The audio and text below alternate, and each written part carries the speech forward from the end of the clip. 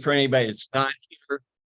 And if you'd like to view this again, which I'm sure you'll want to, we'll put it online. You'll be able to view that. So again, thank you for filling out your proxy forms. The main reason we do that, even though you're here, you're like, why am I filling out a proxy, is to vote on the audit.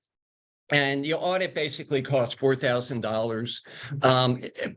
Honestly, when you read it, it's not very meaningful, which is disappointing to me. It's a lot of caveats, it's a lot of boilerplate, but there's a requirement that we do it every couple of years. We did do an audit in 2021. So we're going to skip this year. Next year, we will have to do an audit because we're going to get an insurance claim and payment. And hopefully by next year, we'll actually have some cash in our hands. We don't have anything yet. So there is a requirement that we do an audit when you get insurance proceeds. So we'll be doing an audit next year. So that said, we have the quorum. We did the proof of meeting notice. We sent notices out 2 weeks ago prior to the meeting, followed all the procedures, and we posted on the bulletin board. So we're good there. The first action that we have to take is approval of the minutes from the last annual meeting on January 20th, 2022.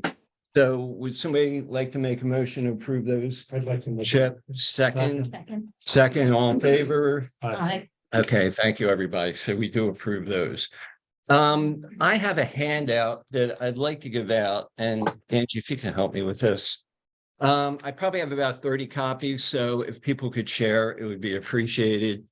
And of course, we're going to do the hurricane update, which I think is really important to everybody. Everybody wants to know what's going on, what we're doing with that, and especially the financial aspects of that. So I'll let folks give those out. And what I really hope, this is the annual members meeting as opposed to a board of directors meeting, which everybody's always invited to attend.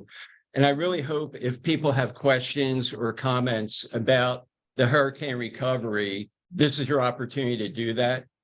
So please feel free to ask us anything you ever wanted to know about hurricane and the recovery and the finances that go along with that. So as we're circulating this, on the cover page, a lot of you weren't here during the storm. A lot of people came down afterwards. Just a note on the first page, the top picture is the Naples Pier. And, at 9 o'clock in the morning, there were people on the pier watching the waves and going, ooh and ah. And then this picture was probably taken about noontime and water was already crashing over the pier. The picture up below that is on Gulf Shore Boulevard, and it gives you some idea of how the bay met the Gulf and basically inundated the entire Gulf Shore Boulevard. On the second page, the top picture is probably about 10 o'clock in the morning on the top left, and you can see our docks are underwater. So, and the water, as we kind of watched during the day, just kept creeping up over the docks, over the seawall, up the grass to, you see the picture on the top right, which was probably about 3 o'clock in the afternoon. And that was when our courtyard was inundated. The pool was flooded. Of course, all the pool equipment, and then the water entered the units, probably about up to a foot of water in all the first floor units. When the water started coming over from the bay, no, actually from the Gulf, that's when all the cars got hit, and I had a car out there. It was up to the roof of my car, and it was just rolling. We probably lost about 25 cars out there. Some of the pictures in the middle are along Gulf Shore Boulevard and just show you what was going on. The picture in the middle left with that car pretty much underwater. The picture on the right is not Harbour Cove, but I would hate to be in that room where that water is, 3 feet up, ready to come through that glass. And, I know the buildings across the street from us, the water broke through the lobbies and the furniture was floating out into the Gulf, probably by lunchtime. It just washed right out. I think Andy was telling me about one of the units he knows about where his sister is. And the water just pushed everything to the back of the unit, including the walls. So there's absolutely nothing from the front to the back. The picture on the bottom is, just the bay, kayaks. We started seeing boats floating out by like 10 o'clock in the morning, and they were just gone. The one on the right is, probably about a block or two from us. And it's just amazing how that car got lifted up and wound up resting on the pilings, and there's a lot of pictures like that. There's a lot of cars, still in the bay. And the cleanup of the bay is the responsibility of the county. So we're waiting for the county to get in there and pull cars out. There's been a tourist attraction up by Venetian Village, that fuzzy green car. It's underwater. So, it was on the news, the whole works. That's our attorney. Yeah.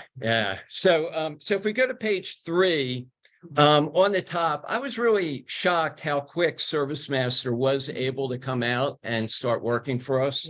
And, they promised me, hey, we'll be out if there's a storm. And I'm like, yeah, okay, what'll happen when the storm hits? And actually they showed up. The crew we had was from California. So 2 days before the storm, they started driving over to the East Coast, and they all franchises all over the country. And whenever there's a storm, they just hit the area hard. So they had generators delivered. That picture in the upper left, if you look on the left, there's actually Lee and Cole's car. And if you know where they park, under the carport by the office, the water came in from the Gulf, hit our building, and then went out in both directions and pushed their cars out sideways and back. And if you look on the south side, there's a car in the identical spot, which is just crazy. The current just came, hit the building, went around, and left those 2 cars right there. So that was interesting. What you see in the upper right and then in the middle left are these giant hoses that Service Master brought in. So after they cleaned out the units, they pumped hot air in for like a week to dry the units out.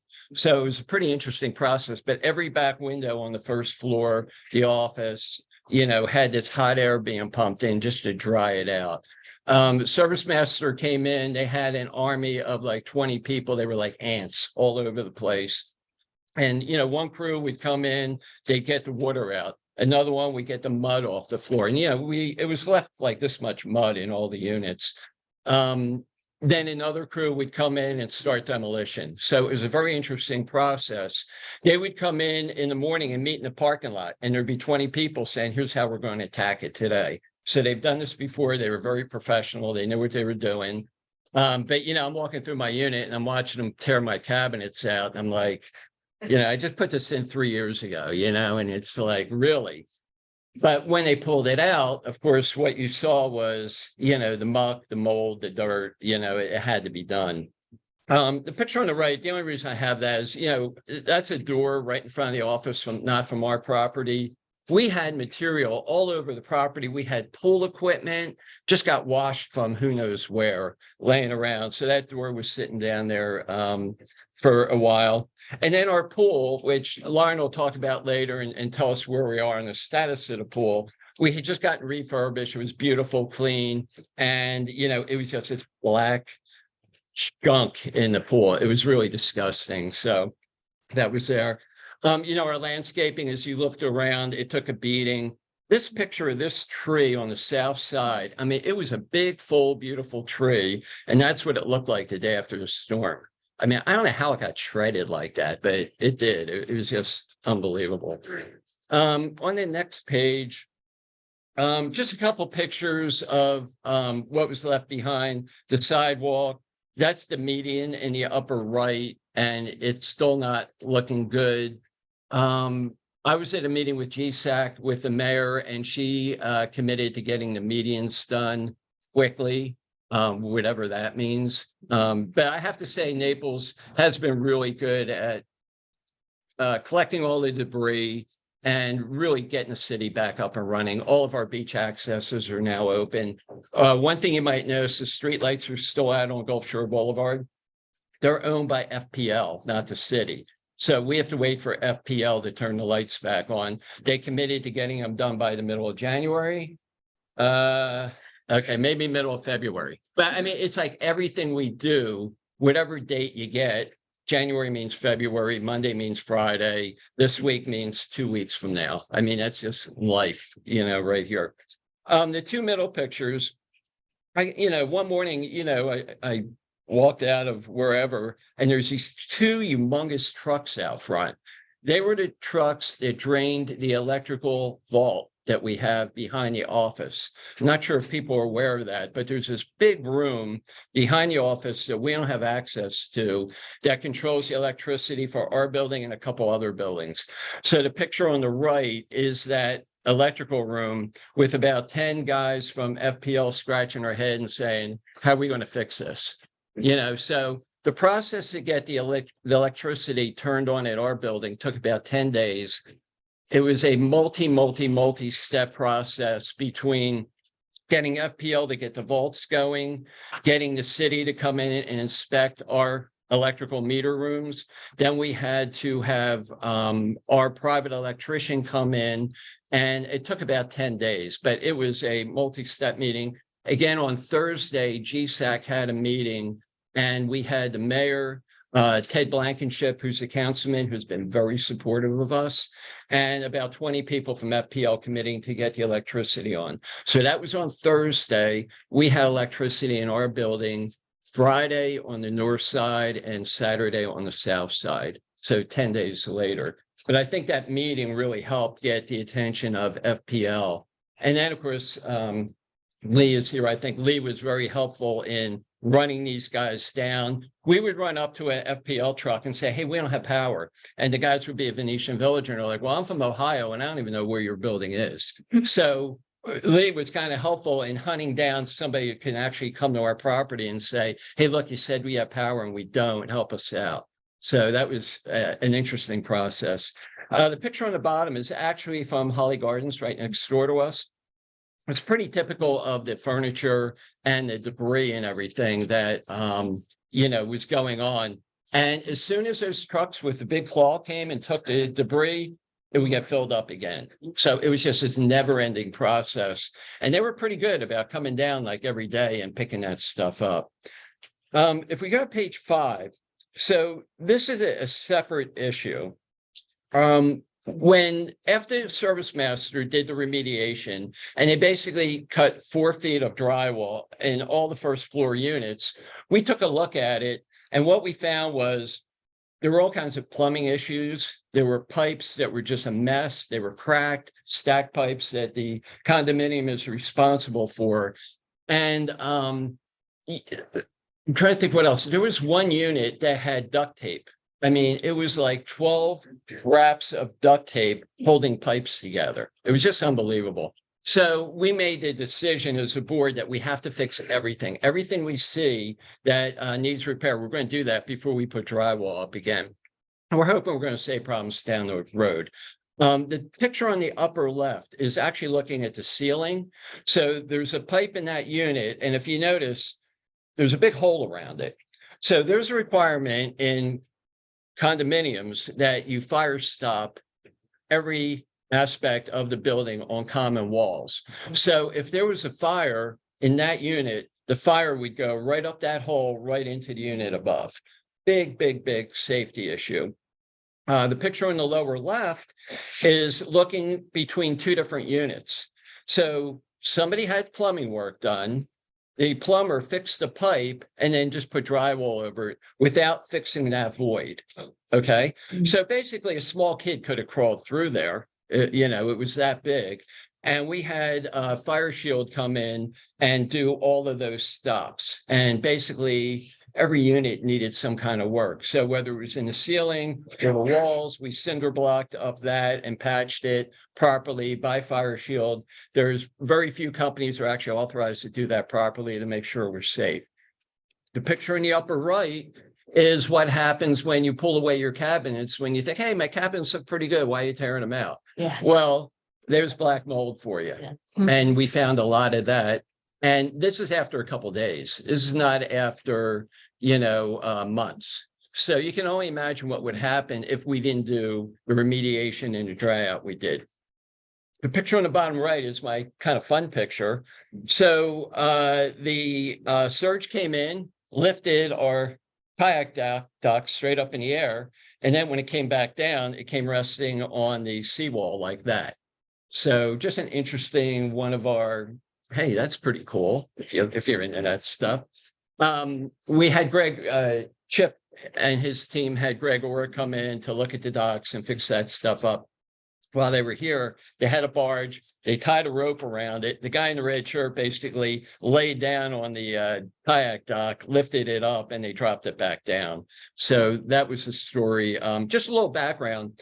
So when we talk about insurance, we basically had no property, no wind damage from the hurricane. All of our damage was from the flood. All of our payments are going to be from the federal government FEMA flood program. We had the maximum insurance we're allowed to have. And the way it works is the federal government actually pays our claim. They lay the cash out. Okay. However, it goes through an insurance company. So our insurance is through Hartford. So you'd think you'd be dealing with Hartford, but then Hartford has a third party that acts as adjusters and another third party that acts as estimators. So there's nobody to talk to. So we went and hired a public adjuster, which we've talked about. Public adjuster is our advocate. So basically, he will fight our claim.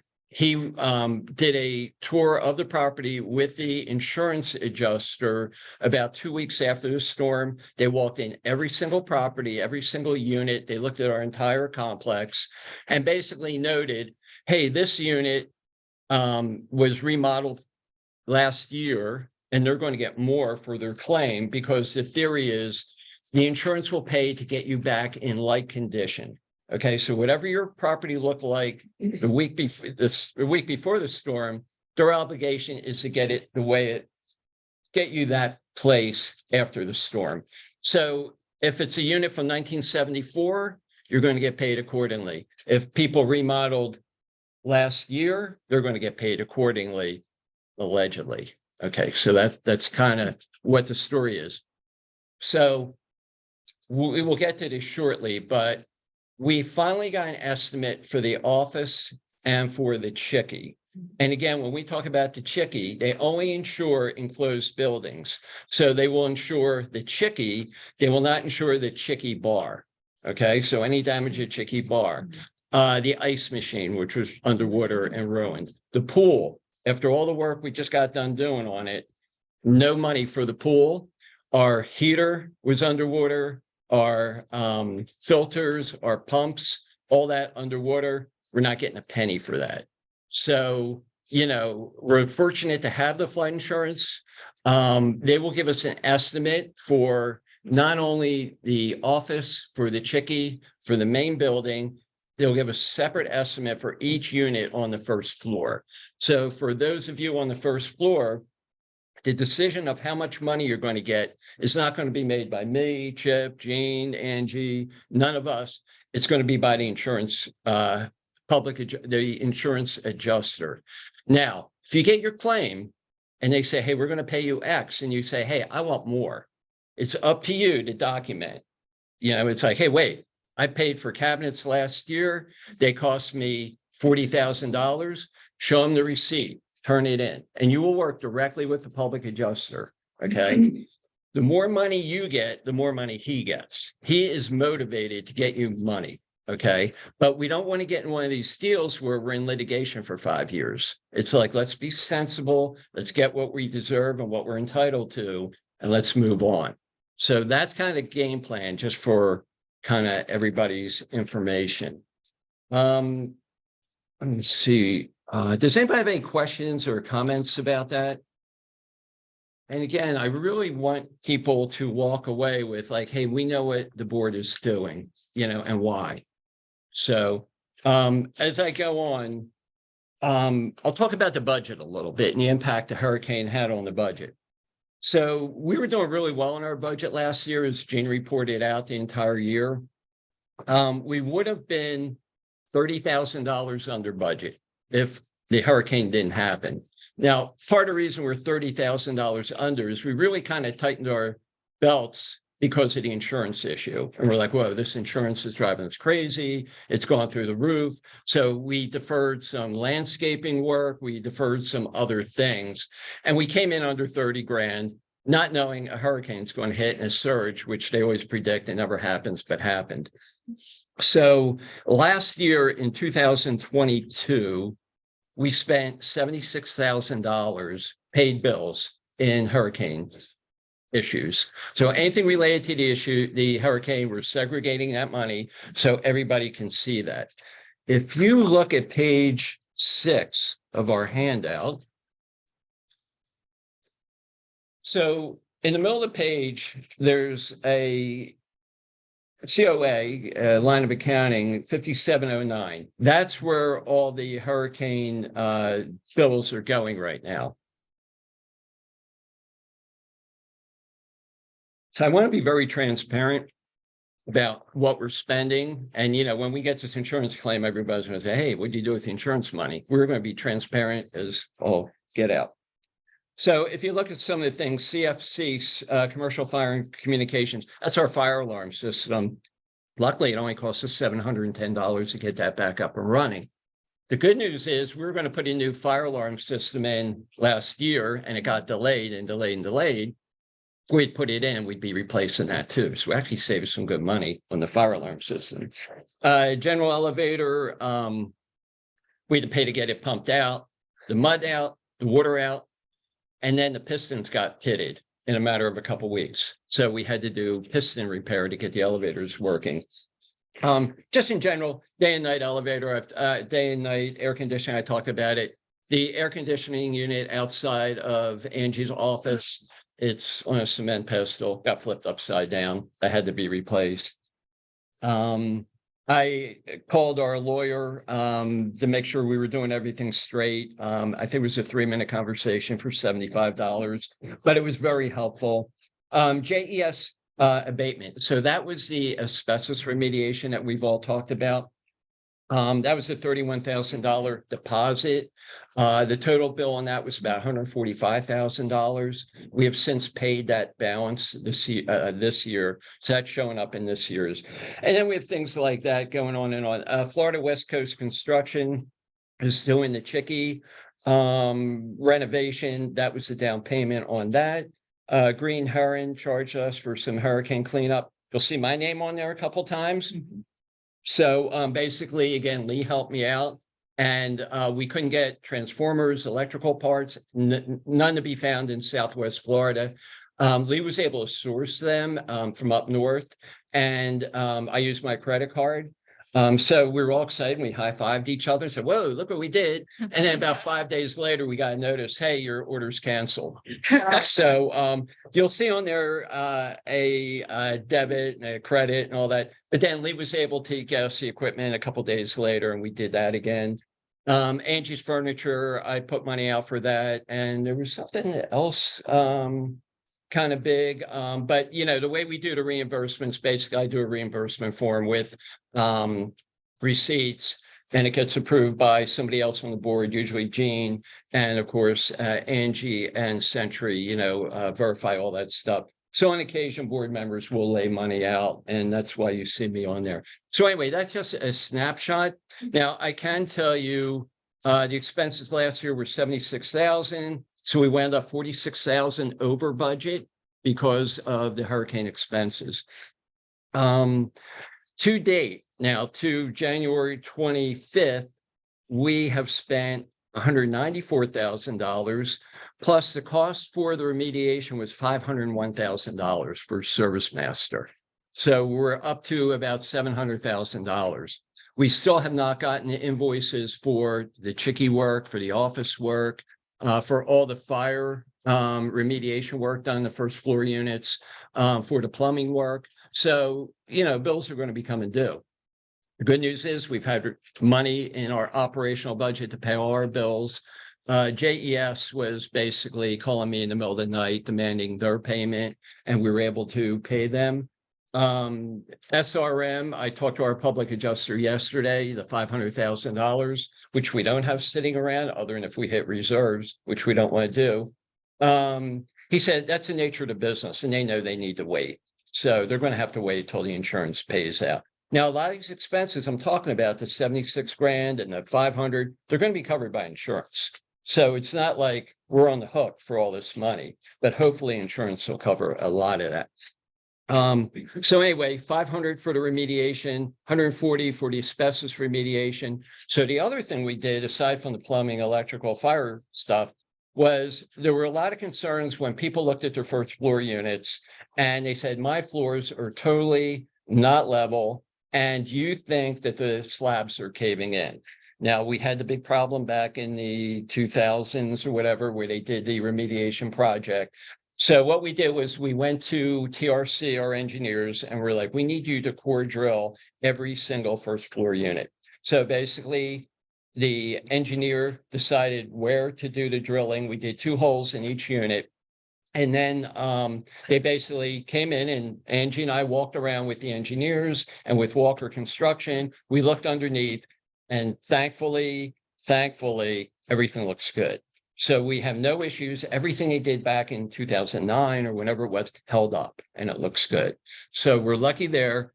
TRC inspected the entire complex. Our building is structurally sound. Absolutely no issues. We have written reports. It looks good. Buildings across the street have water underneath, structural issues, big problems. So all that's good. Sticking with the finances, we did renew our line of credit with First Horizon this year. We've been doing that every year. We have a $250,000 line of credit if we have to tap into it. We never had to do that before. Costs us $250. Yeah, it's a bargain. They reduced the rate from prime +1 to prime, which is still a lot of money, but it's kind of the best deal you could have, and we could tap into that immediately. So that's good. The flood insurance claim, I've mentioned before, I talked to Doug Ship the day of the storm. He put our claim in that day. The middle of October, they said, hey, would you like an advance payment? I'm like, absolutely. And we still haven't seen it. And the public adjuster is arguing with the insurance company, why haven't we seen that that advance payment, which was going to be $150,000. So I'm like, hey, let's up that, let's get us another one or up that or whatever. The other thing on the flood insurance, we talked about what's covered. Again, no pool, no landscaping, no chicky bar, no pre-existing conditions. The cost to fix the fire stops and all that, that's on us. So we're going to have some expenses. The deductibles on flood insurance is like $5,000 for the entire property. It's no big deal. It's $2,000 for the buildings. It might be $1,500 for the chicky. So that's not bad.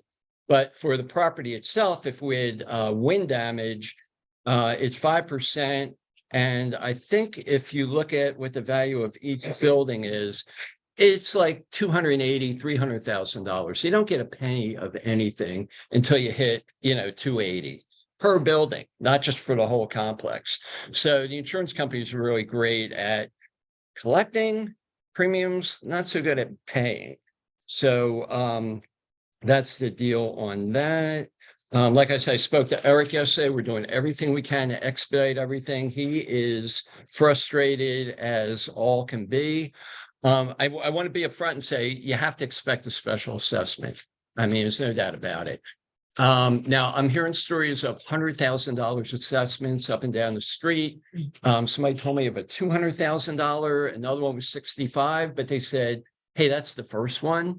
Ours is going to be significantly less than that. Okay. And when I say significantly less than 200,000, I would hope it would be under 10. And the lower we can make it, the better we will. But you just can't say because you don't see what your insurance payment is.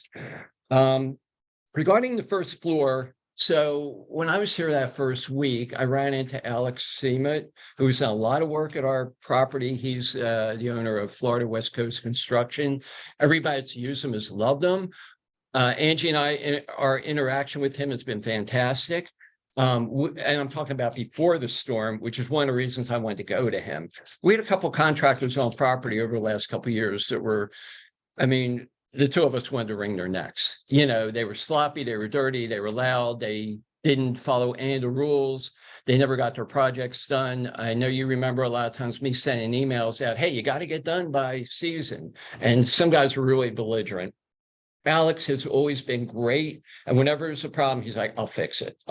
So we decided to go with him for the bulk of our property. So Harbour Cove is responsible for the drywall and, okay, so pipes, electrical, drywall. Now with property insurance, that's all they would pay you for. With flood insurance, they will pay you for anything attached to your drywall. So cabinets, permanently affixed mirrors, things like that. They do not like paying for floors, to replace floors. They will pay to clean them, to regrout them. They do not want to pay for floors. If you have documentation from an engineer or a contractor that says your floors had to come up, you could provide that to our public adjuster and we'll try and get you paid for that.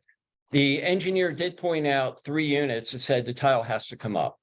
And it's a matter of thin set, thick set, whatever that means. Thick set, the water gets under there, it never dries out. So that's what they're afraid about. Other types of flooring, once you dry it, it's fine. So if you think your floor needs to get replaced, you need to get some documentation and we'll turn it into the insurance company. And, hopefully everybody will get paid for that. I get a lot of questions about what's covered, what's not quite covered. I got a letter in the mail yesterday with a whole laundry list of things. And they said, hey, well, you took my mirrors down off the wall. Is it covered? Does a condo pay for that? So technically the condo doesn't. I'm not responsible for remodeling your unit, but the flood insurance is responsible for getting you reimbursed for the condition your property was in before. So again, I know people on the first floor might have questions about that. And then the only other thing I've been encouraging people is get started. I don't know why people aren't started. Why don't have contractors?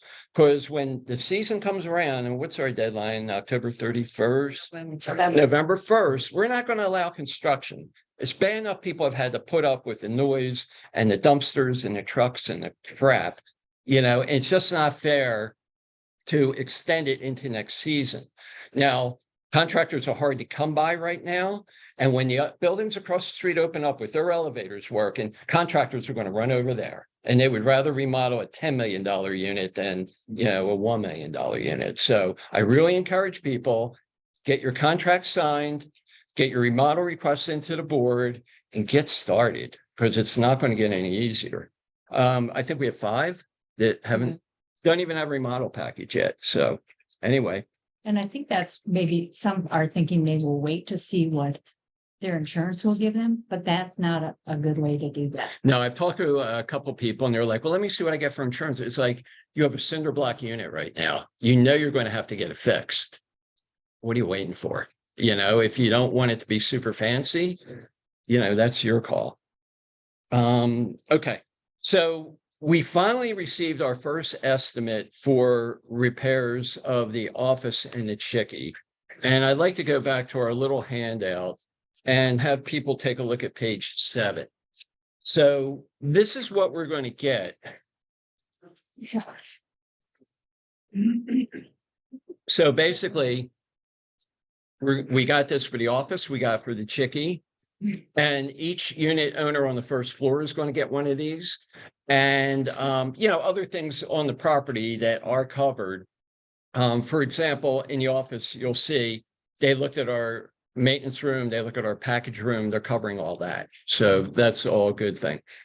So basically, you'll get a 1-pager on the front talking about your property. It's going to talk about what the coverage is, minus depreciation, of course, and then minus your deductible.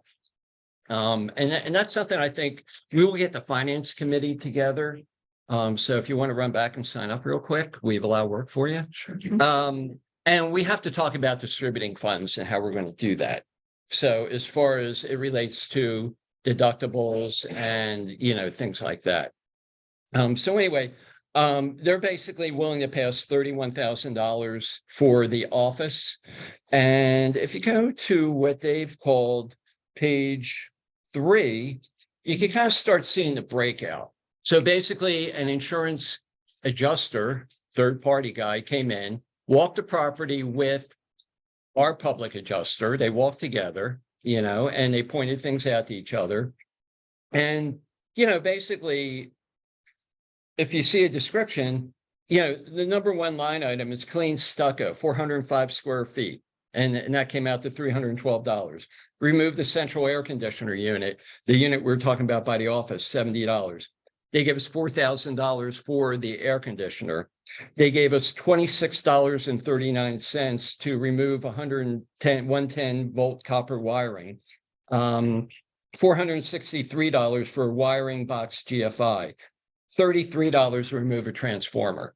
So I'm just trying to illustrate that's the level of detail they get into. Okay, they don't just show up and say, looks like a $10,000 job to me.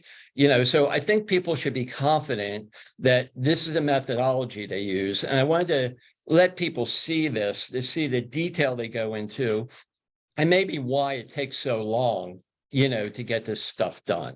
So, every owner on the first floor will get something like this, and it'll have a breakout. And, if you say, whoa, they forgot my wine cooler, add it on, and they'll go back. So it's not like you get one shot at the apple or whatever. You're going to get your estimate, and then you go back and you say, here's my list of 10 more things I want, or why it should be more money than what you're giving me. Okay. And you're going to work directly with the public adjuster on that. And that's why we pay him 10%. There's tremendous value in him doing that, in him hounding the insurance company, no matter how successful he is or not. And then the value he adds to me every time there's a problem, or when somebody hands me a $600,000 proposal for remediation, I'm like, should I put my name on this? Are they going to cover it? And basically he's telling me, yeah, and okay, I was willing to put my name on it. But, I could just see me sign a $600,000 contract, and, you'll be coming at me with torches, without that assurance. So he does really provide great service and education to us. And we're all in the same boat. Every condominium up and down the street. The last flood they had in Naples was Hurricane Harvey in 1962. So, unless you've been here 50 years, you really don't know, how the heck to handle a situation like this. So that's my 5-minute brief on hurricane update. I know people want to go golfing and stuff like that. So does anybody have any questions or comments or? Sure, please. So the contractors agreeing to all these rates, these labor rates? We don't know. Because you look right now in the central air condenser unit, it's valued at $4,042, but we paid $4,307. Right. So I just want. So we're going to make up the extra $200 or whatever. We already paid it, but. So in that situation, I go back to the public adjuster and say, hey, this is what he charged me. Here's my invoice. Here's my payment. I should get $4,300. So that'll be our approach. Okay. So, and that'll be a great thing to, take the invoices, compare what they're telling us, and then go back to the insurance company.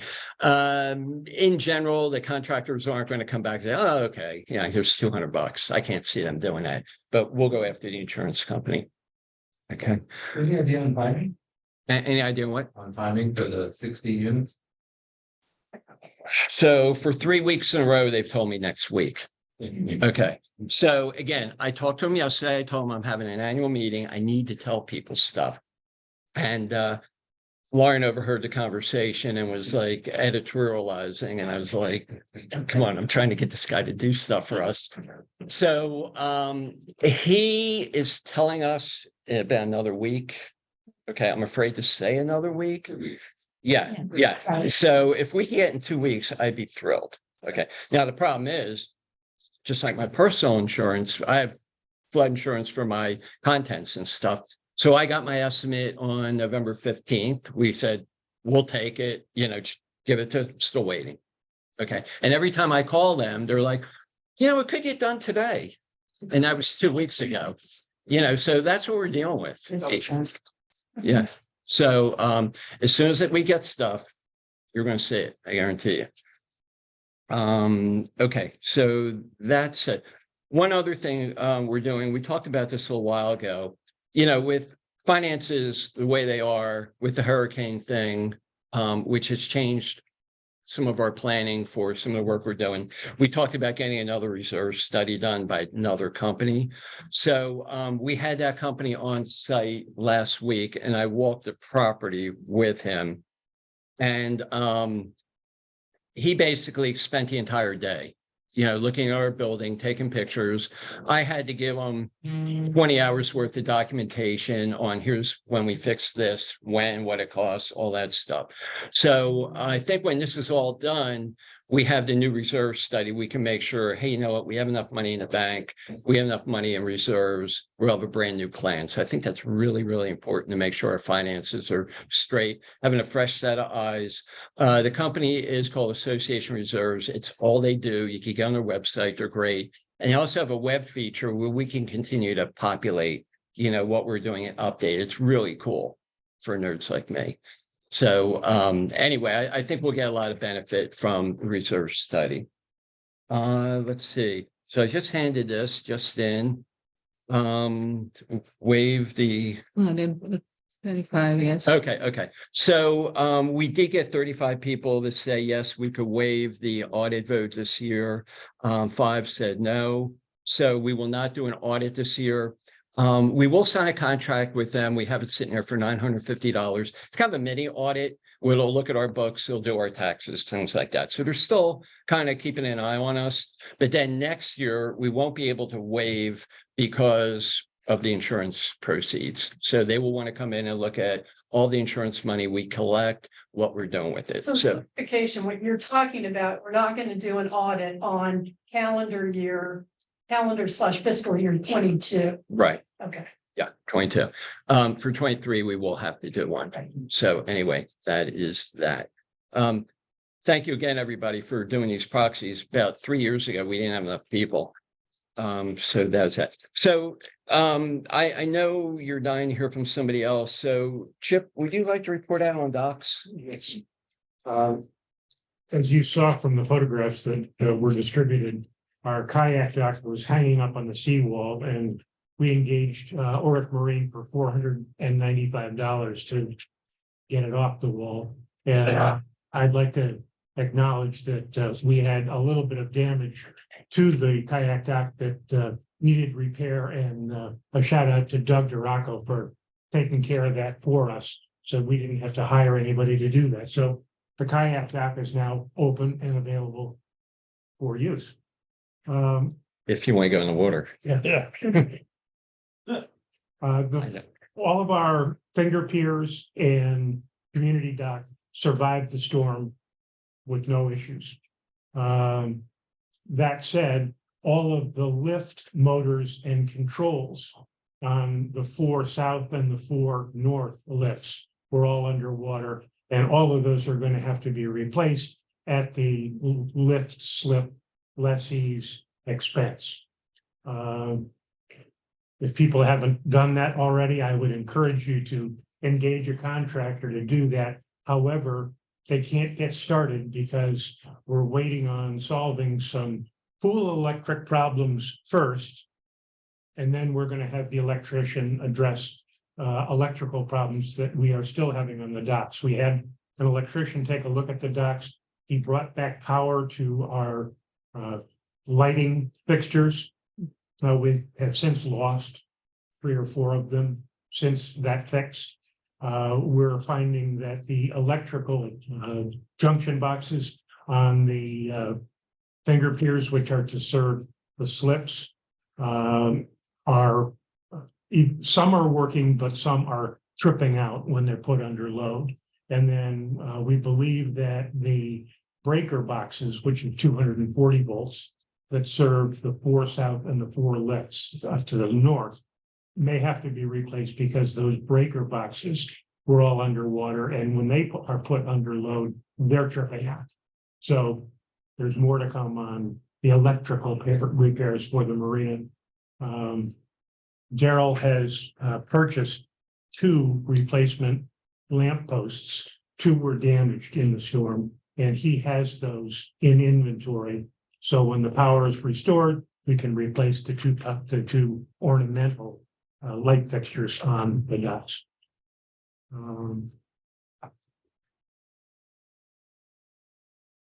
our rules and regulations stipulate that anybody who leases a boat slip or a lift must use their boat 6 times during the course of a season, from May 1st to April 30th. The board has made the election to suspend that use requirement this year, simply because people have lost boats and it may take a while to replace them. And, or people that have lifts, the lifts are disabled.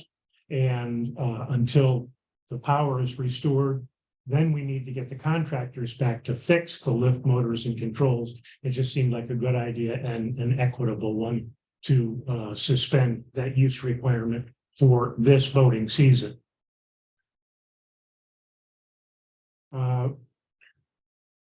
Lift slip lessees are expected to engage and pay for any hurricane-related damages to their lift motors and controls. And they have been sent a reminder to that effect.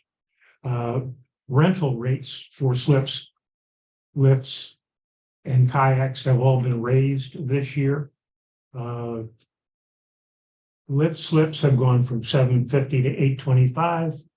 In-water slips from $500 to $550, and kayak racks from $100 to $120.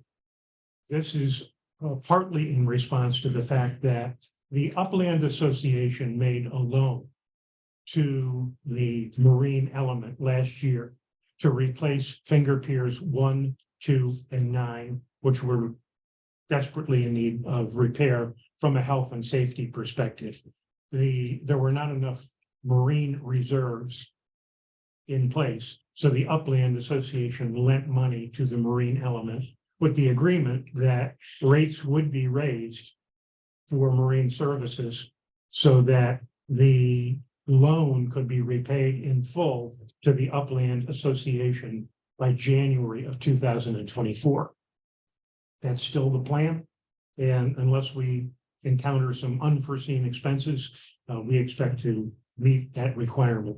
The idea here is that anything to do with the marine element of the project, with the exception of the maintenance of the community pier, which is an upland expense, and the maintenance and the utilities for the convenience lighting on the piers, which benefits the entire community. Everything else is within the financial province of the kayak rack renters, the slip lessees, and the lift slip lessees. They should be paying not only their fair share of annual operating expenses, but we're also going to revisit, with the completion of this reserve study this year, an appropriate level of annual reserves to put in place to assure the replacement of these finger piers and marine elements as they reach the end of their useful life.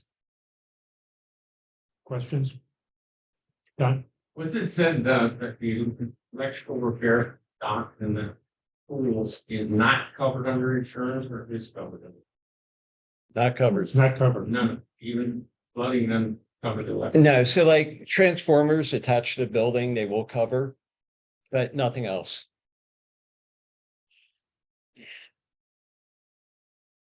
Okay, thanks, Chip. The good news is with the dock committee rebuilding all the piers held up great, amazingly, like they were completely underwater with the surge flow. I might add, with the replacement of those 3 finger piers last year, we have had everything replaced since 2014. So everything is relatively new in the marine elements, and we shouldn't be confronted with any major expenses for many years to come. Right. Chip, is that one transformer attached to the building on the walls? It's adjacent to Paul Leidy's unit on the sidewall. Yeah, maybe we should check and see if that is attached to a building. I don't know if there's an issue there that might be covered. I think that we need to have the electrician do a comprehensive review, beginning at that box, going to the sub panels that serve the lifts, and then the wiring to all of the convenience duplex outlets that serve each one of That's the the. only thing that's attached to a building. Right. That's correct. Yeah, there's that main panel on the side of unit 101. And then there are two sub panels with four 240-volt switches on finger piers 2 and 9. And then everything else is either a convenience It would be a duplex supplemental. outlet, 120 volts, So you or should get service to first. one of our And you ornamental get a supplemental. two-headed light fixtures. Okay. Thank you. When we finally get the electrician focused on the docks, hopefully you, maybe Doug would walk with him and say, hey, look, these are the issues. This pier, we're still having trouble. You know, guys that actually know boating and Yeah, and I direct- should give Lee a shout out for helping us with this examination of electrical problems on the dock as well. And Gene. Okay. Thank you, Chip. Lauren, you want to, I think there might be some interest in the pool. I'm not sure. She says something. Get me on camera. Okay. Full of chicken, we'll keep it sort of simple. Page 2. It could have been good. This is my close-up picture of the pool right after it was completely restored. You'll see we have the new coping around the edge of the pool.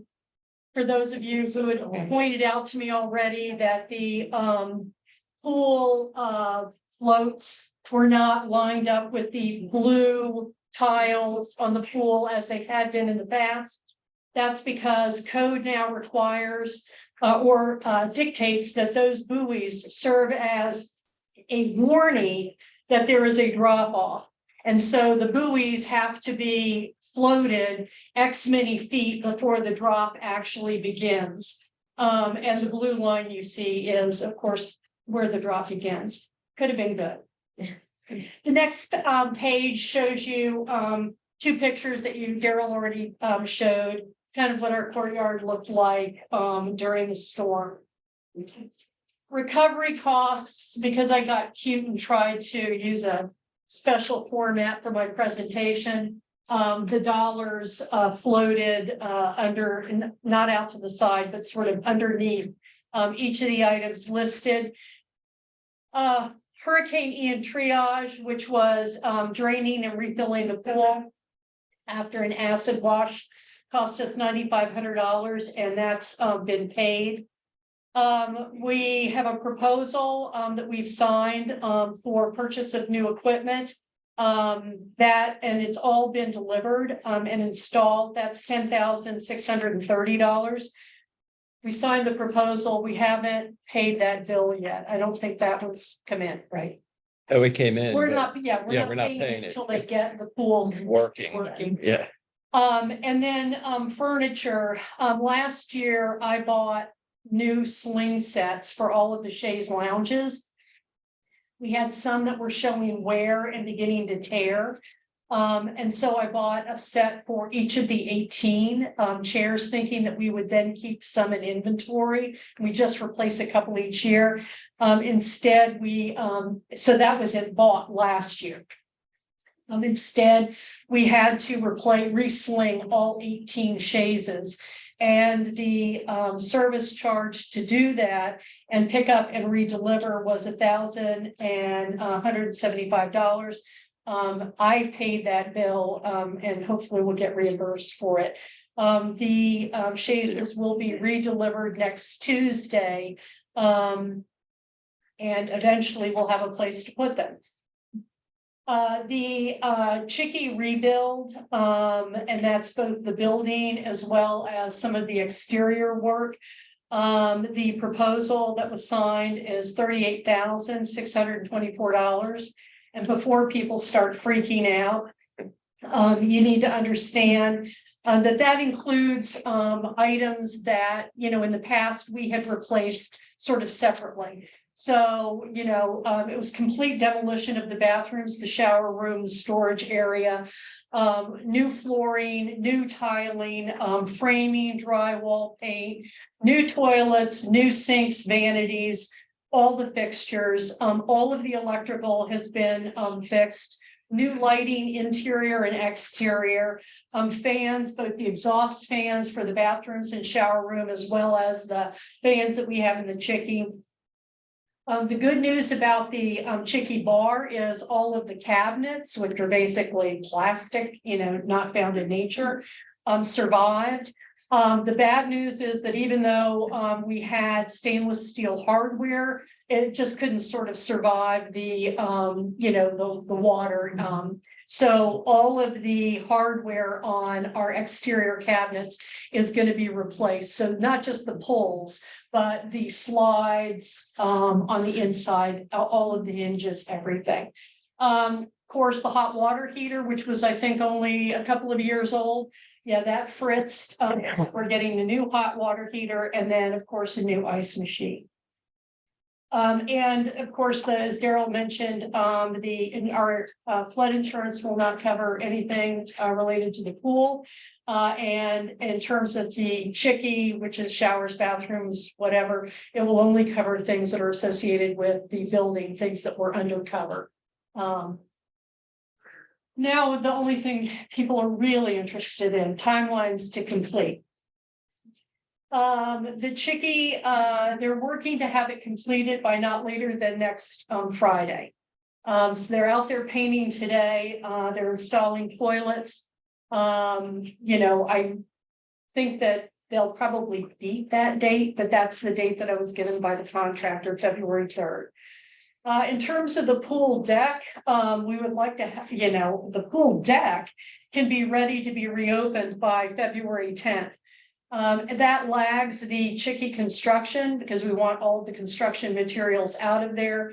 And then we'll do a proper power wash and clean of the deck, cleaning and of all of the furniture and getting that back out and set up. The long pole in the tent for actually reopening the pool deck and the Chicky to use is getting the pool open and safe. Or safe and open. Chip mentioned recurring electrical problems that we've had out in the courtyard environment. We have got an electrician coming out again today from the pool company we thought we had the problem solved. No, we don't. So we've got somebody coming out again today to try and figure out what we need to do so that we can get all of the equipment reactivated. The pool equipment is going to need to run anywhere from 7 to 10 days before the pool itself will be safe and swimmable. So I'm hoping against hope that we can solve the electrical problems within the next day or so, and that perhaps by February 10th, we will actually be able to reopen the pool deck because the pool will be operating and safe for swimming. Yes, Jeff. 2 quick questions. How did our new cheeky roof fare? The roof held up like a chain. Yeah. And then the second question is, when we restore the pool and go to reopen it, Yes. will it reopen as a saltwater pool? Or will there be a break-in or a conversion back to the saltwater? There's going to be a conversion back, but that conversion back will be covered in part by that 10-day lead-in. So, even in saltwater pools, there is some level of chlorine. It's not completely chlorine-free. So when it reopens, it might be at a slightly higher level, but we're hoping that as a part of that 7 to 10-day break-in, by the time everybody's diving in, we'll be back to what we would consider 100% saltwater. Thank you. Yes, I didn't see a line item for the shades that go around. they were not damaged. Oh. Yeah, all of the shades were up and they were not damaged in the storm. So now I will tell you, I haven't been out there to test the shades yet, mostly because there's a lot of stuff in the way. So as construction completes, we'll do a test. But I think they're going to be fine. And that, again, the expenses associated with replacing all of that was covered last year. Very good. Thank you, Laurie. Lee? Quick question. We're a very social group here, and we're struggling to find opportunities and places to socialize. Is there a way that we could reconsider the thought about opening the pool and opening the pool deck earlier Because we're all responsible adults and realize we shouldn't be swimming in the pool. But can we utilize? the- Okay, that's a big assumption, number one. Yeah. Okay. And it's been proven false. Yeah. Okay, so we're very well aware that that's our biggest priority, you know, so we focus all of our attention on getting the pool up and running. The equipment's installed. Now I'm hearing they're having heater problems. So if we could get that pool safe, if it's still chlorine, if it's still cold, we're going to open it. You know, and then you could tell me what the temperature of the pool is.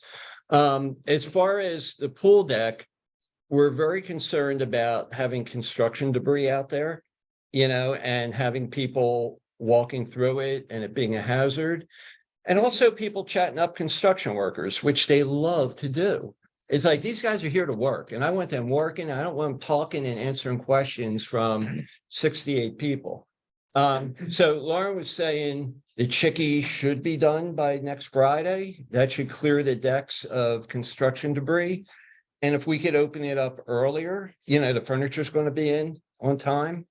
I think we should consider it, you know, So so, you're saying open the pool deck even though the pool isn't usable? well, Lee just, you know, confirmed and, you know, guaranteed us that nobody would misbehave or fall in the pool. I think it's something the board should consider. No, I'm just saying, just let me know so that if I need to move Yeah. something up sooner, I can do that. You know, I think one of the things as we consider that is that Sweetwater, the pool maintenance company, has been shocking the pool with chlorine. Mhm. And God forbid a child gets into that pool and loses their eyesight to chlorine. So that's a board concern. Yeah, it absolutely is. And, you know, over the holidays, people had their kids here and kids were running up and down the elevators. Kids had those little scooters all over the parking lot. I was backing out one time and I was like, which one do I want to pick off? You know, I mean, people don't follow rules. And, you know, that comes down to me or Gene being a bad guy and saying, you know, get out of the pool, you know, or get that beer bottle out of there. So we're trying to balance that. But I fully understand people want to be out there and the whole community is like dead quiet. I know. I'm like, where is everybody with that pool deck closed? I realize that. Don. Barbecue grills survived the hurricane. Yeah, they're a little rusty on the bottom. I wouldn't eat anything that was cooked on there, but they came out pretty good. So, Yeah, so there are no safety issues associated with the gas. Both grills are working well enough. I had submitted for the 2023 budget.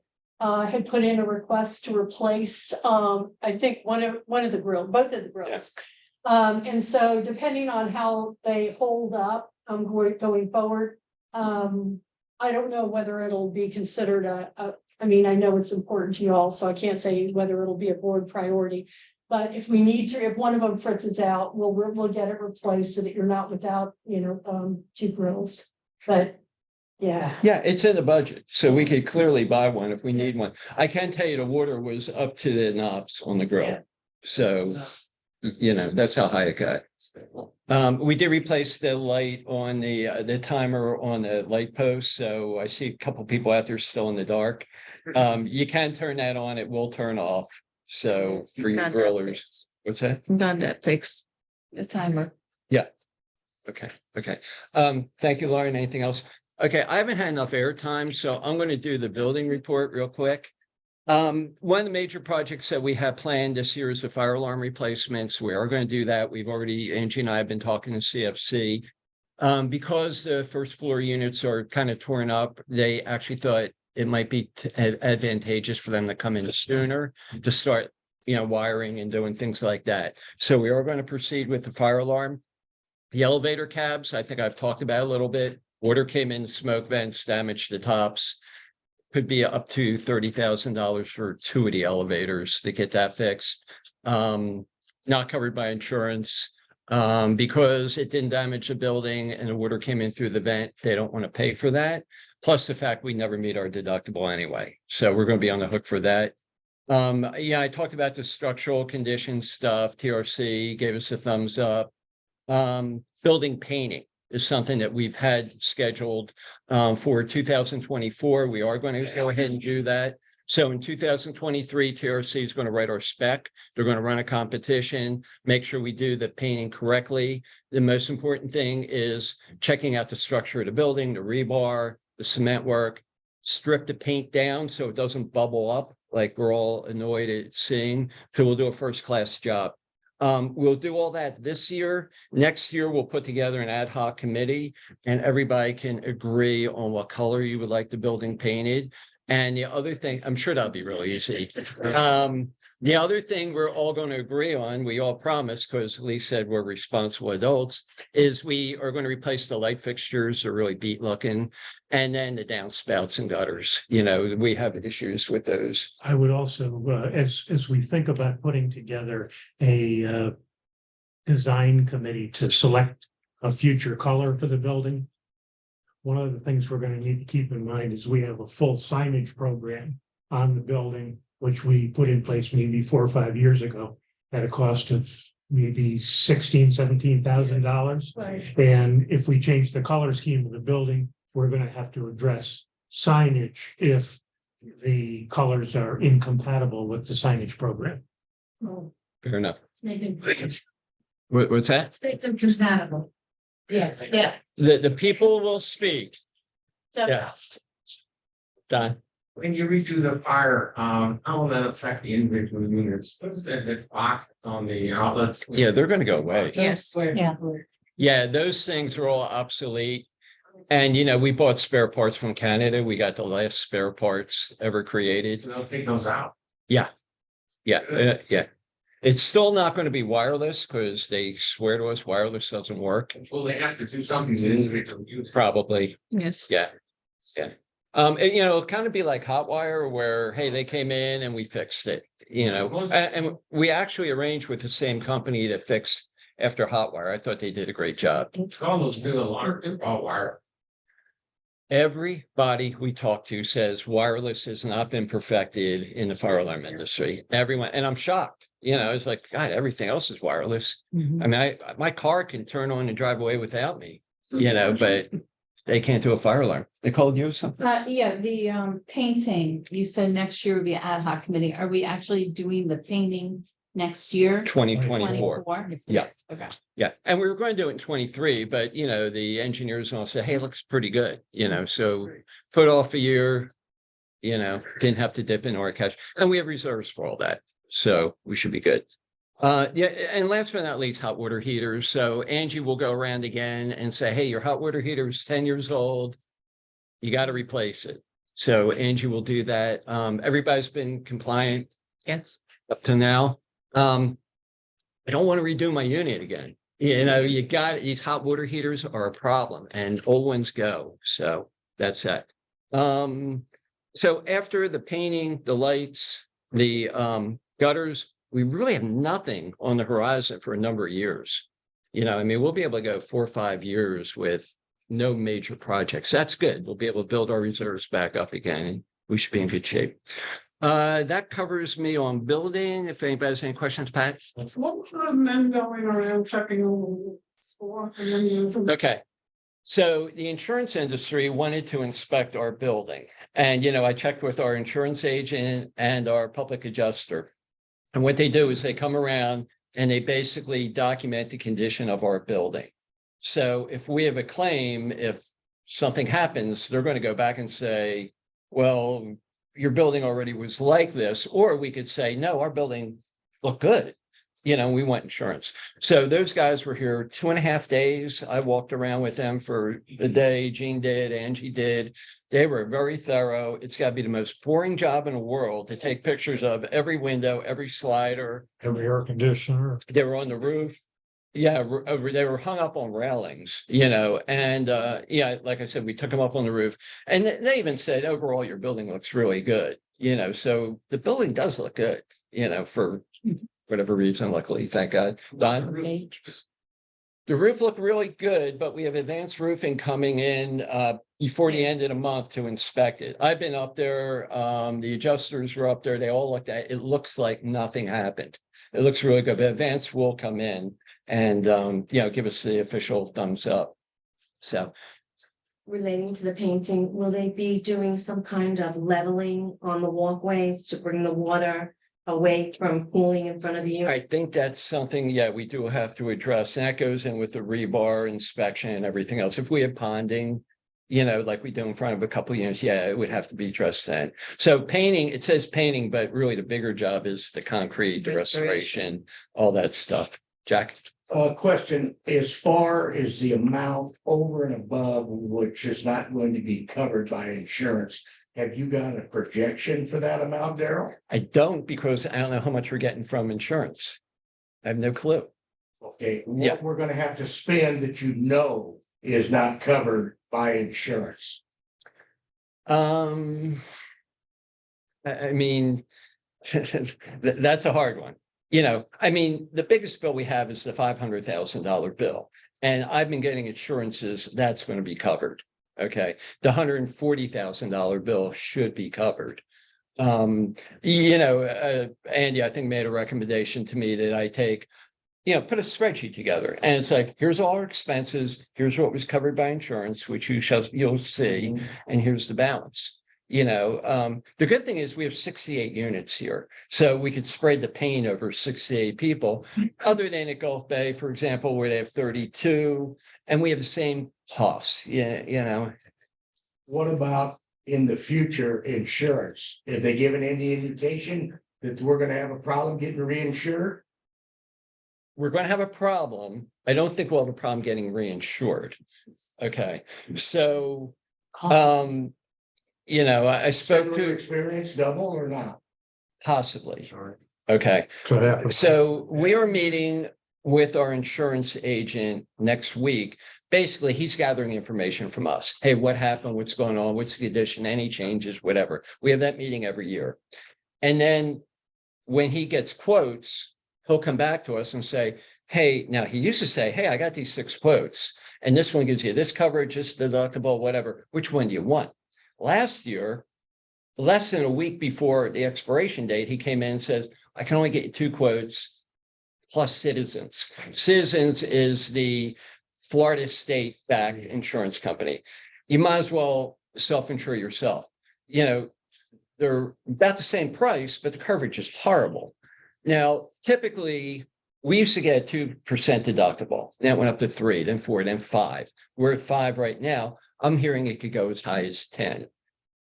Somebody spoke to me yesterday that is at Admiralty Point. And they basically said they met with the insurance company as a association. And he said their policy ends in June. They expect to get quotes a couple days before, if they're lucky. You're going to have to act quick, and the increase could be anywhere from 60 to 200%. Okay, and your coverage is going to be worse. Okay, so that is life in Florida. Okay, and it's all over. And I always talk about going to the GSAC meetings, and I talk to all the guys. And I said, "Are you hearing 10% deductibles?" And they're like, "Yeah."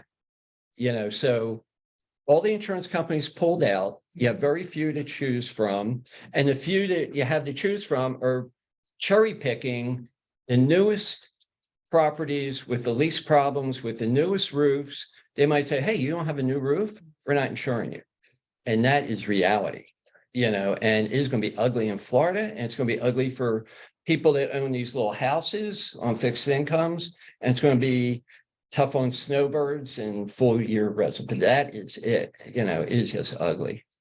So as soon as we get information, we'll pass it on. But that's the story on insurance.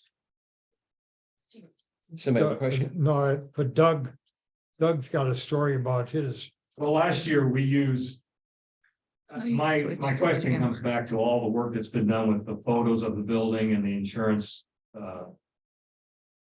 Industry looking at our building. Last year, we had a 5 times increase. Our rate increased by a factor of 5. And then we went looking for other insurance. We hired an inspector to look at the roof and submitted photographs and got a really reasonable rate after that with the company that covered us. Now we've got another notice that they're non-renewing. They're not not gonna renew us next year. Yeah. So I wonder if we could make whatever photos are available that, and report that this independent company did for the insurance Yeah, industry, we could make that available to everyone, maybe to use for their contents. When we're looking for insurance for our Okay. contents, we're gonna be looking again in the next 30 days. yeah, And they may ask for these types of reports. I just wondered if we could maybe. yeah. I mean, right now, we haven't seen anything. We haven't gotten a report, but if we get something, we'd be glad to share it. I mean, we Yeah. spent, I think it costs $200 to have an independent certified person come out and do Yeah. the inspection. And we found one through our agent, wasn't it $200? Yeah, so Doug's talking about his personal property insurance and it went up, they dropped you.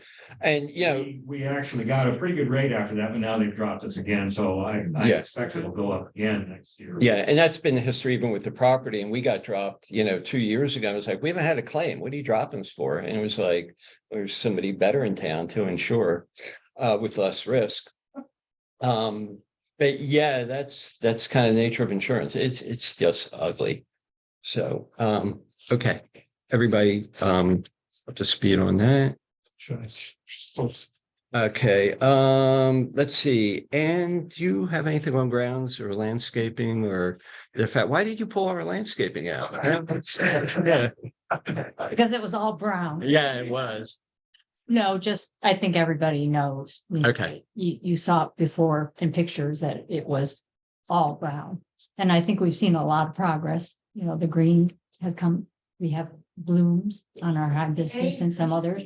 Oh, we have blooms on our hibiscus and things like that. So and if you look up and down Gulf Shore, it's amazing how much the plants have come back. And we have green, but we still have a long way to go. Yeah, a lot came back and a lot that they declared dead, they just pulled out. Now we did contract a couple weeks ago to have the curb fixed, so get, the old sod out. They're going to dig everything up, level it, put new sod in. I'll put all flowers around the sign, and kind of spruce that up. And then we also asked for a proposal for flowers by the fountains in the center. So at least we'll do that. They came back and said February 6th. So that'll be done on February 6th. Just like advanced roofing, we went to them, whenever, and it's like, hey, can you look at our roof? And they're like, yeah, sure. We'll see you at the end of January. Our electrician, we had used Hutch Electric for the marine environments. We thought, let's get them in February 20th. Yes. Okay. And that was a couple of weeks ago. So this is what we're fixing. Nobody can come out. I mean, it's just the way it is. But the good news is the place will look a little better, getting it herbs straightened out, flowers around the sign, and the pool, at least in the courtyard, will have some color and nice. Is Mary Claire here? Yeah. Anything on sunshine or there's no sunshine? Oh, my God. Sunshine when you're done. The sunshine, Oh, that's a good thing. Oh, God. but he's thinking well. Okay, that's the sunshine. Boy, I was bummed out there for a second. Jill, social? Obviously, we are not having a social fair. Hopefully, when that comes up, we will have a social.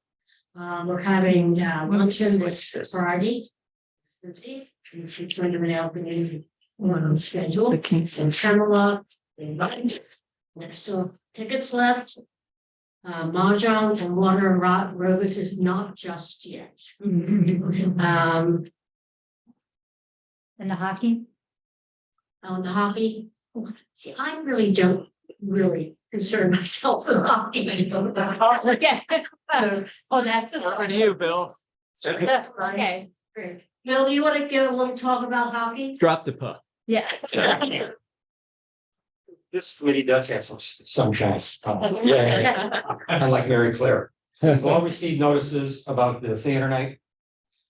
We have until next Friday, a week from this Friday, to get our final head count in for the trolley. So there's still some tickets left. But drop dead date is a week from Friday, so you have to sign up. Now, wait a minute. That's for If Camelot. tickets are not sold, can we put, can we use other people? If the tickets are not sold, can we go to other people outside the community, I guess? Right now, the intention was just to keep it for the for the group. But we can fill up to 40 people. We could open it up. Right now we have 26. So we have a capacity of 40, and that is it. That's the legal limit that the trolley will allow. So that would be a consideration. Okay, So as soon, we'll get a better head count. A week from Friday, that, and we could Friday. a week from Friday. Okay, so next Friday, you have to sign up for that. Before, okay. Before next, the sooner the better, because if we don't cap out, then we could open it up potentially for guests. Mhm. Regarding the hockey. Angie was kind enough to put out the notice. I misled her a little bit. The game is in March, that's a fact, Oh. but we don't have 3 days before to sign up. So we're gonna have a drop dead date in mid-February for the March game. That will be transportation on everybody responsible to get up there. But for the theater night for Camelot, we do have the trolley that's already been purchased. That's it. And another thing, when we have to replace a lot of things because the hot trays were gone, everything was gone. So when we do the social, I expect everyone to contribute a lot to our, which we're not allowed to have. Okay. That's a law. You can have it. It just can't be board sponsored. Oh, yeah. Right. She's doing it. It's scandalous. Yeah. So I hope you'll all come, and the date will be announced as soon as we get the pool deck open, and we'll celebrate that. Thank you so much. Thanks, Jill. We understand people want the pool deck open. Jill asks me every day, is it open? He asked me yesterday. Okay, hey, a couple other quick notes real quick.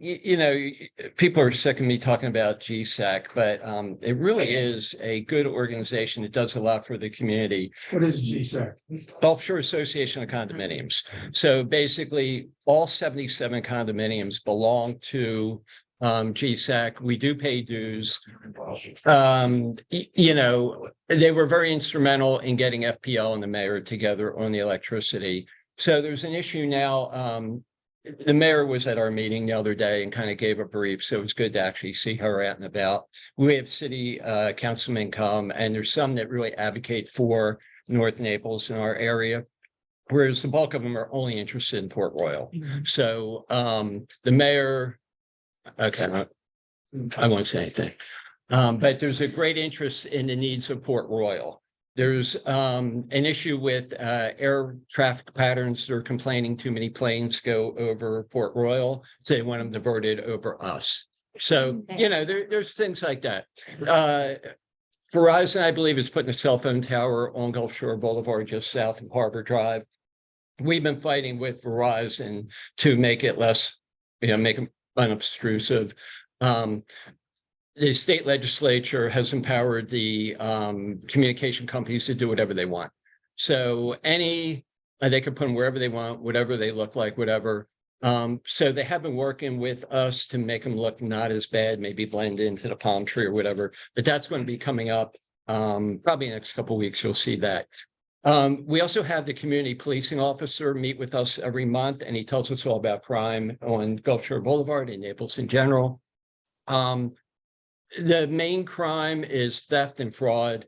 The main theft is cars, and every car that got stolen so far on Gulf Shore Boulevard has had keys in it. So lock your car, don't leave the keys in, don't leave packages, but people, and nice cars too. There are no not nice cars. So, and there's a lot of fraud and scams going around right now that people are getting caught up in it. If I told you about it, you'd say, oh, how can you ever do that? And people do it. So just be very cautious on emails and things like that. So the other thing they said was the biggest thing that helps the police with getting things more safe is, number one, lock your car, but cameras. So there's cameras all over the city. There used to be cameras on Gulf Shore Boulevard. They became obsolete. Naples, once the citizens to chip in to get the cameras. Cameras cost about 50 grand. They've asked Gulf Shore Association of Condominiums to chip in and use some of their dues to pay for the cameras, which I found outrageous. I mean, we pay taxes and whatever, but that's some of the things GSAC does. So we're going to try and chip in some of that money to get cameras on the bridges to catch bad people. Okay, so just a public service note. One other thing is they're going to do a new beach berm, and construction is going to start very shortly. It's going to be 4 feet high. It's a temporary berm to replace all the sand that got washed away. All those big nasty dump trucks, get ready, because there's going to be hundreds of them for weeks. And it's probably going to start in the next couple weeks. FEMA is paying 85% of it, so the city won't have to pay all of it. However, it has to be done by March 23rd for FEMA to pay. It's never going to be done by March 23rd, but we're hoping it's substantial progress. So if you see a lot of dump trucks and stuff coming over the 2 bridges, that's what's going on. They have to put that 4-foot berm in, and everything they had before, all the berms, the sea grapes, also actually worked and protected the buildings, but they all got washed away. The sidewalk that we all sneak up on the park shore that we're not allowed to go on. It's so nice that we all do. That got completely wiped out. So the 3 communities, the 3 commons groups up there are replacing them. Total cost $5 million just for a sidewalk. So those people in those buildings are getting assessed just to put in that sidewalk. They talked about benches and plantings and all that stuff. So that is in work and well on its way. So that is that. We were supposed to have an election of officers. We had 5 officers on the board. We had 2 openings. The 2 open positions were Ann and Chip. Chip graciously agreed for some reason to run again. So Chip put his ballot in and is going to move on to bigger and better things. So I want to thank Ann for being on the board. I really appreciate your support, for stepping up. Anne has always been very supportive and a good sounding board to keep us straight and make sense. So I appreciate Anne. So the 2 people to put in their nominations were Chip and Kevin Burns. If you have really good eyesight, Kevin is one of these. So I really want to welcome Kevin and thank him so much for putting his name in, especially now when it's a little hectic, a little more than usual. So Kevin will be the 5th board member. So we have a full board. I'm very happy about it. We have a great board. We get along, even though Chip is glaring at me right now. I've heard all kinds of problems at other communities. It's been very stressful. Our neighbors at Bordeaux are having a lot of trouble. I'm going to ask Mark and Debbie to get me the real scoop because they know people over there. But they have 4 units for sale right now. One of them is sold, I think. And I think it's because of the infighting over there. Their manager quit. So, you know, they're kind of, and they've had trouble for years. So the fact that we all get along, we're all so nice, we're all responsible again because Lee declared it. You know, I really appreciate everybody here. And when I talk to the other board members, I'm like, nah, Harbour Cove's good. We have nice people. We're good. We get along and it's very much appreciated. So I thank Ann again. I thank Kevin for signing up, and we don't have to have an election because we had 2 openings. So that is good. Does anybody have any new business? Oh, Susie would like to speak. oh, You know, hey, you're in a spot. us. To talk to Jill before the meeting started to piggyback in with social committee. Okay. First of all, thank you all. I just can't tell you how much I know that all of us appreciate everything you've done for us, but we're excited about the social committee beginning to maybe do some even more exciting things. You know, our season really, according to the social committee, is January, February, and March. And so we don't know, especially for the ladies, if we're going to do a ladies event in April, but we have January, February, March. I want to thank you for your enthusiasm. You are signing up for things, and in the last couple of days, I've had 3 people come up and say, I'm really sorry, I can't come to the lunch at 1:30. So when you have that happening, then you feel like you're on the right track. So for next month, I would encourage you, when you get the e-blast, which Angie's always so generous with her time to send out, we're gonna do something totally different. Or at least something that we haven't done since I've been around. And so we are going to do a culinary tour. The lady that I've talked to comes really well recommended. And she does these things all over town. So she has given me some ideas for the next 4 years. Yeah. I think it's very exciting, but we're going to go to 3rd Street South.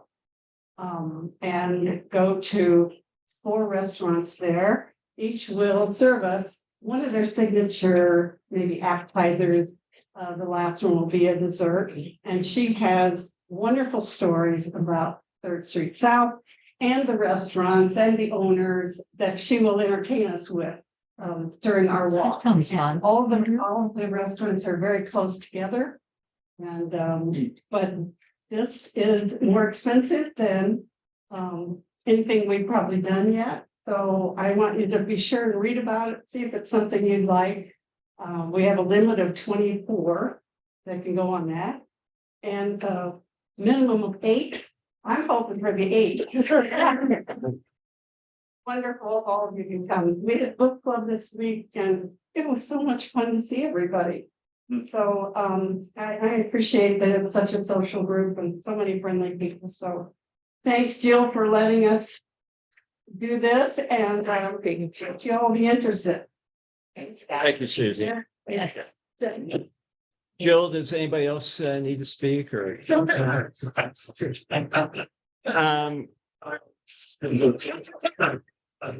I failed to mention also supporting us in the back is Donna Kohler from Centric.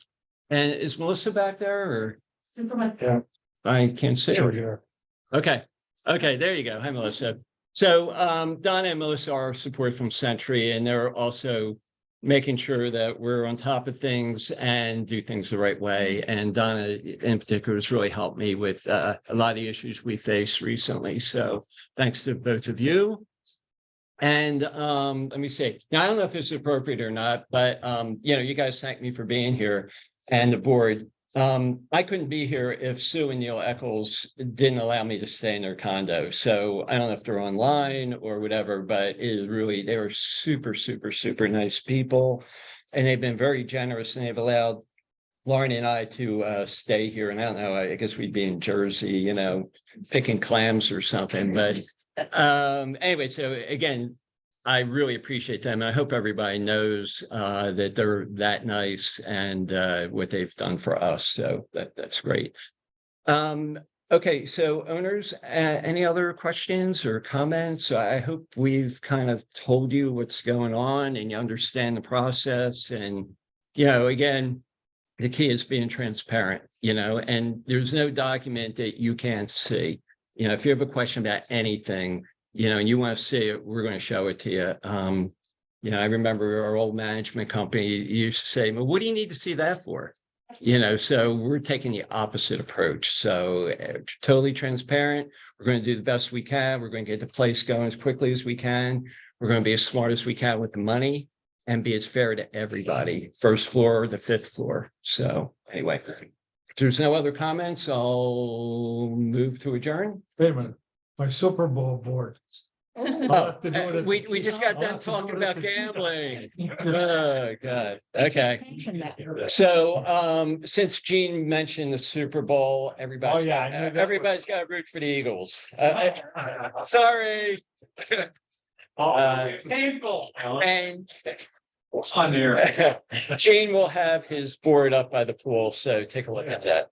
Okay. By the pool. No, it might be. Well, somewhere. Okay. That said, fly Eagles fly, and I move to adjourn the meeting. Thank you, everyone, for coming. Thank you. Okay. Yeah. Thanks. I want to mention the Eagles if you didn't.